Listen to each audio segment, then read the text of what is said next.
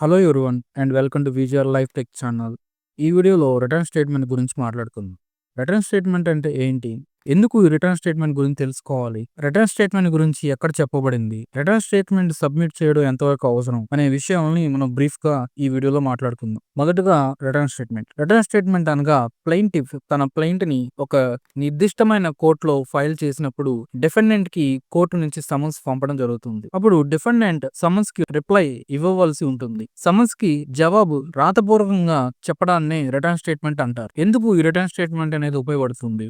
Allegation ఒక వ్యక్తిపై చేసినప్పుడు అది నిజమా అబద్ధమా అనేది తేల్చాల్సింది కోర్టు. ప్లెయింటిఫ్ తను చేసిన ఎలిగేషన్ పై డిఫెండెంట్ కి సమాధానం ఇవ్వమని కోరుతుంది. డిఫెండెంట్ సమాధానం ఇస్తే కోర్టు ఎలిగేషన్ ని పరిశీలించి తీర్పు ఇస్తుంది. సమాధానం ఇవ్వకపోతే ఎక్స్పార్టే డిగ్రీని పాస్ చేస్తుంది, అనగా ప్లెయింటిఫ్ కి ఫేవర్ గా తీర్పు ఇస్తుంది. దీన్ని ఎక్స్పార్టే డిగ్రీ అంటారు. రిటర్న్ స్టేట్మెంట్ గురించి ఎక్కడ చెప్పబడిందంటే మనకి సిపిసిలో ఆర్డర్ 8 రూల్ 1 నుంచి 10 వరకు ఈ రిటర్న్ స్టేట్మెంట్ గురించి మనం గమనించవచ్చు. రిటర్న్ స్టేట్మెంట్ అవసరం ఏంటి? ఆడి ఆల్ట్రమ్ పాట్రమ్ అనే లాటిన్ టర్మ్ తీసుకున్నట్లయితే దీనికి అర్థం వచ్చేసి no man should be condemn unheard. Principle of national justice ప్రకారం both the sides must be heard before pass and order or decree. Court ఏదైనా ఆర్డర్ పాస్ చేసే ముందు ఇరుపక్షాల వాదన విన్న తర్వాత మాత్రమే ఒక ఆర్డర్ కానీ డిగ్రీ కానీ పాస్ చేయాల్సి ఉంటుంది. ఒకవేళ ఇరుపక్షాల వాదనలు వినకుండా పాస్ చేసినట్లయితే అది ప్రిన్సిపల్ ఆఫ్ నేషనల్ జస్టిస్ కి వ్యతిరేకంగా మనం గమనించవచ్చు. అండ్ నెక్స్ట్ ఆర్డర్ 8 రూల్ 1 గురించి చూద్దాం. రిటర్న్ స్టేట్మెంట్ ఎన్ని రోజుల్లోగా ఫైల్ చేయాలని అనే విషయాన్ని మనం రూల్ 1 లో గమనించవచ్చు. సాధారణంగా కోర్టులో రిటర్న్ స్టేట్మెంట్ ని 30 రోజుల్లోగా ఫైల్ చేయాల్సి ఉంటుంది. సమన్స్ అందిన మొదటి రోజు నుంచి 30 రోజుల్లోపు ఈ రిటర్న్ స్టేట్మెంట్ అనేది కోర్టులో సబ్మిట్ చేయాల్సి ఉంటుంది. విత్ ఇన్ 30 days లో ఫైల్ చేయనట్లయితే సరైన కారణాలతో కోర్టు తన రిటర్న్ స్టేట్మెంట్ ని ఫైల్ చేసుకునే అవకాశం కల్పిస్తుంది. అంతేకాక సరైన కారణాల చేత లేట్ అయినట్లయితే 90 రోజులు దాటినా సరే అలౌ చేయడం జరుగుతుంది. ఈ విషయంపై సుప్రీంకోర్టు కొన్ని కేసుల్లో స్పష్టం చేయడం జరిగింది. అండ్ ఆర్డర్ 8 రూల్ 1A లో చెప్పిన విధంగా డిఫెండెంట్ తన డాక్యుమెంట్స్ ని ప్రొడ్యూస్ చేయాల్సి ఉంటుంది. ఒక రిలీఫ్ కానీ ఒక క్లెయిమ్ కానీ లేకపోతే ఒక సెట్ ఆఫ్ కానీ పొందవలసినప్పుడు సరైన డాక్యుమెంట్స్ కోర్టులో ప్రవేశపెట్టాల్సి ఉంటుంది. లేదా తన దగ్గర ఆ డాక్యుమెంట్స్ లేనిచో ఎవరి దగ్గర ఆ డాక్యుమెంట్స్ ఉన్నాయనే విషయాన్ని కోర్టుకి తెలపవలసి ఉంటుంది. And next rule 2.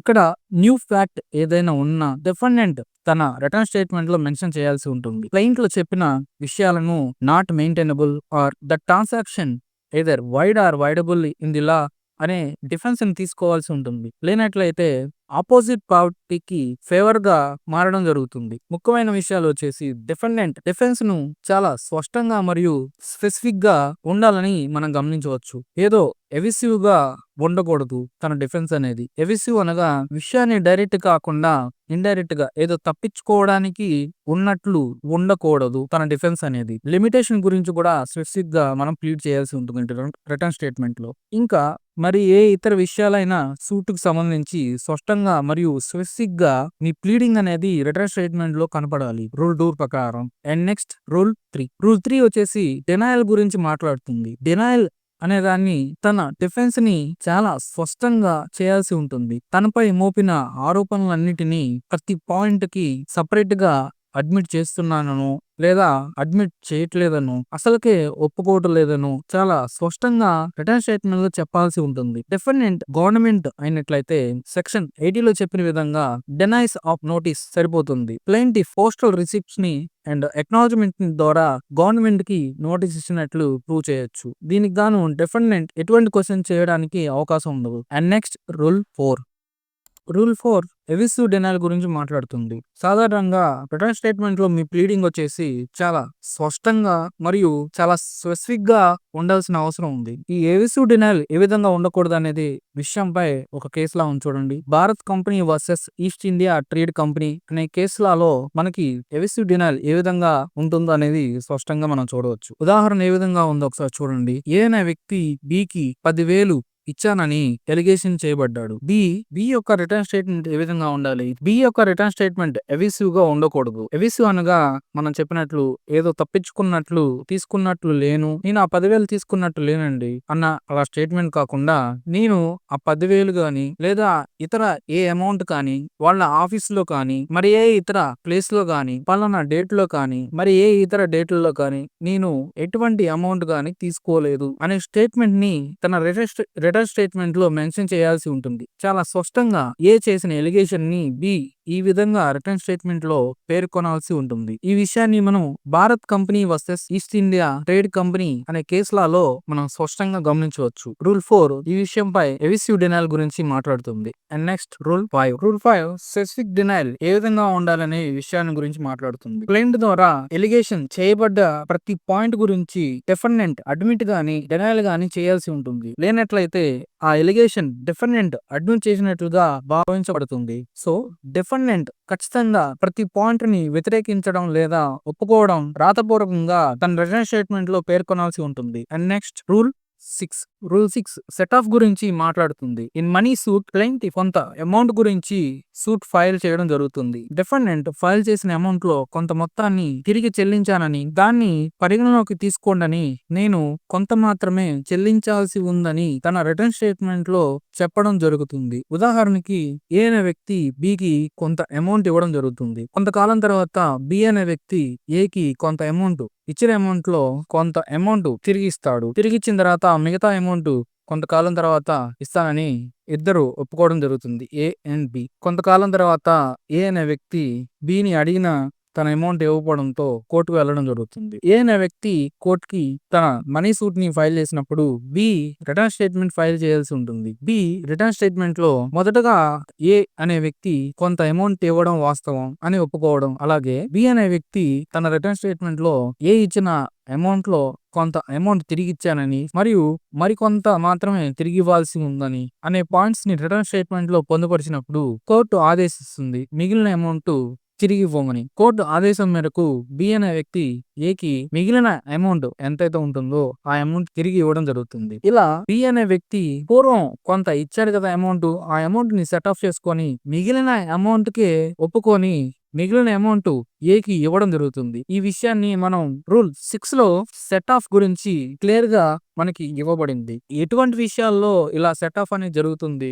Recovery of money మరియు ఏదైతే నిర్దిష్టమైన అమౌంట్ ఉన్నప్పుడు అది కూడా లీగల్లీ రికవరబుల్ అయినప్పుడు మరియు ఆ రికవరీ అనేది ప్లెయింటిఫ్ ద్వారా గాని లేదా రికవరీ అనేది డిఫెండెంట్ ద్వారా గాని మరియు recovery amount court limits పెక్యునరీ jurisdiction అనేది ఒకటి ఉంది కదా, ఆ పెక్యునరీ జ్యూరిస్డిక్షన్ కి మించకుండా ఆ క్లైమ్ అనేది ప్లెయింటిఫ్ ఫైల్ చేసిన అమౌంట్ కి ఆ లిమిట్స్ లోనే ఉన్నప్పుడు ఇలా సెట్ ఆఫ్ అనేది జరుగుతుంది. అండ్ నెక్స్ట్ కౌంటర్ క్లైమ్ గురించి రూల్ 6A మాట్లాడుతుంది. దీన్ని క్రాస్ సూట్ అని కూడా పిలవచ్చు. ఈ విషయాన్ని లక్ష్మీదాస్ వర్సెస్ నానాబాయ్ 1964 అనే కేసులో మనం గమనించవచ్చు. క్రాస్ సూట్ ఏ విధంగా ఉంటుందనేసి. క్రాస్ సూట్ ఏ విధంగా ఉంటుందంటే, ఒక ఓనరు ఒక టెనెంట్ తను లెట్కిచ్చాడు, అంటే తన హౌస్ ని రెంట్ కి ఇవ్వడం జరిగింది టెనెంట్ కి. టెనెంట్ కొంతకాలానికి ఈ హౌస్ ని ఏ విధంగా అయినా స్వాధీనపరుచుకుందాం అనేసి కోర్టుకు వెళ్తాడు. టెనెంట్ నేనే ఓనర్ ని, నన్ను ఓనర్ గా ప్రకటించండి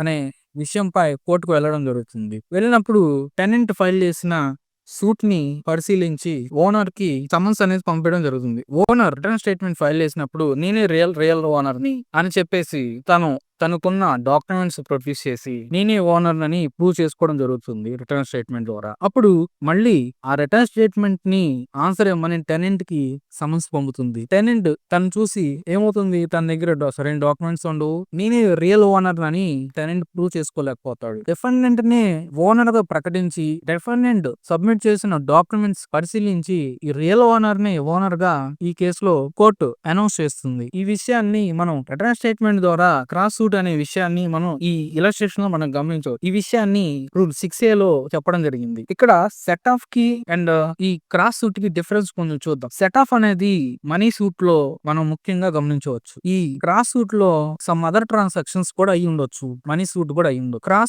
క్రాస్ సూట్ వచ్చేసి ఎటువంటి ట్రాన్సాక్షన్ అయినా ఉండొచ్చు, సబ్సిక్వెంట్ ఏ ట్రాన్సాక్షన్ అయినా అయి ఉండొచ్చు. కానీ సెట్ ఆఫ్ లో సేమ్ ట్రాన్సాక్షన్ అయి ఉండాలి. ఇందాక ఉదాహరణ మనం ఏం చెప్పుకున్నాం, కొంత అమౌంట్ ఇవ్వడం జరిగింది. మళ్ళీ తిరిగి కొంత అమౌంట్ పే చేయడం జరిగింది. కొంత రిమైండ్ బ్యాలెన్సే ఉండడం వల్ల ఆ రిమైండ్ బ్యాలెన్స్ మాత్రమే ఆ సూట్ ఎంతకైతే ఫైల్ చేసి ఉంటాడో అంతకి తిరిగి చెల్లించడం జరిగింది. అలా కాకుండా ఇక్కడ క్రాస్ సూట్ లో టెనెంట్ నేను ఓనర్ అని ఫైల్ చేశాడు. తర్వాత ఓనర్ రిటర్న్ స్టేట్మెంట్ ఫైల్ చేసిన తర్వాత టెనెంట్ ఆన్సర్ ఇవ్వలేకపోయాడు. అందువల్ల ఈ ఓనర్ నే రియల్ ఓనర్ గా కోర్టు డిగ్రీ పాస్ చేసింది. ఇలా మనం సెట్ ఆఫ్ కి మరియు క్రాస్ సూట్ కి డిఫరెన్స్ తెలుసుకోవచ్చు. మీకు ఈ సెట్ ఆఫ్ కి క్రాస్ సూట్ గా డిఫరెన్స్ అర్థమైందని ఆశిస్తున్నాను. And next order 8 rule 7 defendant set of కానీ కౌంటర్ క్లైమ్ కానీ వివిధ గ్రౌండ్స్ పై వేరు మరియు స్పష్టమైన పాయింట్స్ పై ఆధారపడి ఉంటుంది. ఈ విషయాన్ని మనం రూల్ 7 లో మనం గమనించవచ్చు. అండ్ నెక్స్ట్ రూల్ 8 లో డిఫెండెంట్ తన డిఫెన్స్ ని ఏదైనా కొత్త గ్రౌండ్స్ తీసుకొని తన డిఫెన్స్ ని వినిపించవచ్చు కోర్టుకి. సూట్ ఫైల్ చేసిన తర్వాత లేదా రిటర్న్ స్టేట్మెంట్ ఫైల్ చేసిన తర్వాత గానీ సెట్ ఆఫ్ లేదా కౌంటర్ క్లైమ్ కానీ డిఫెండెంట్ ద్వారా గానీ లేదా ప్లెయింటిఫ్ ద్వారా గానీ తన రిటర్న్ స్టేట్మెంట్ ద్వారా న్యూ డిఫెన్స్ ని తీసుకొని తన వాదనల్ని కోర్టుకి వినిపించవచ్చు. ఈ విషయాలు మనం రూల్ 8 లో మనం గమనించవచ్చు.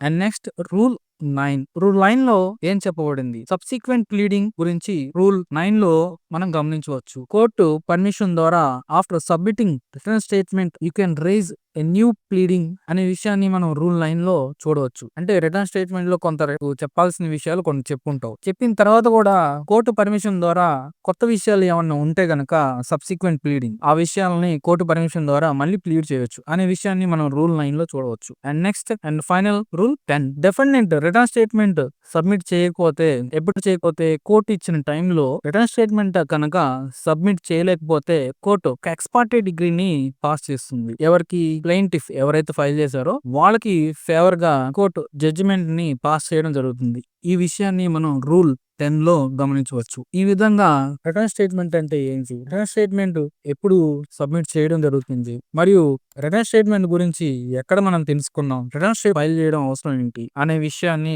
ఈ వీడియో ద్వారా మనం తెలుసుకుందాం. మీకు ఈ విషయాలన్నీ అర్థమైందని ఆశిస్తున్నాను. ఈ రిటర్న్ స్టేట్మెంట్ అనేది కేవలం ప్రిన్సిపల్ ఆఫ్ న్యాచురల్ జస్టిస్ పై ఆధారపడి ఉంటుంది. దాంట్లోనే భాగంగా ఈ రిటర్న్ స్టేట్మెంట్ కూడా మనం గమనించవచ్చు. ఆడి ఆల్టరం పాటరం అనే విషయాన్ని మనం చూసాం. No man should be condemned unheard. Principle of natural justice ప్రకారం both the sides must be heard before passing a order or decree. ఈ విషయాన్ని మనం ముఖ్యంగా గుర్తుపెట్టుకోవాలి. Thank you for watching. Please subscribe this channel for more legal topics. మీకు ఎటువంటి సందేహాలు ఉన్నా కింద కామెంట్ బాక్స్ లో తెలపండి.